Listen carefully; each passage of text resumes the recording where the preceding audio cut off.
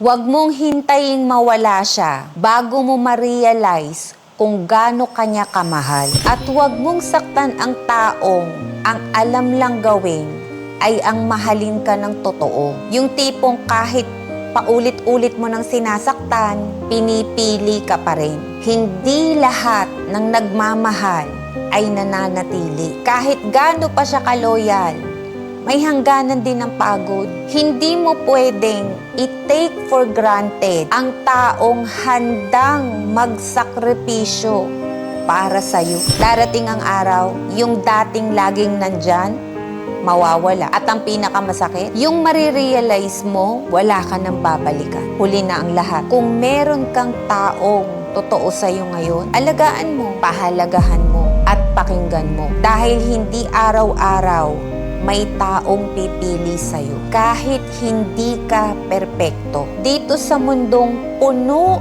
ng panloloko at panandalian, bihira lang ang tunay na taong magmamahal sa'yo. Kung meron kang ganyang tao sa buhay mo, huwag mo siyang saktan. Dahil kapag lumayo na siya, baka hindi na siya bumalik. Masasaktan ka sa katotohanang ikaw mismo ang gumawa. Kung bakit ka iniwan ng taong handa kang mahalin habang buhay.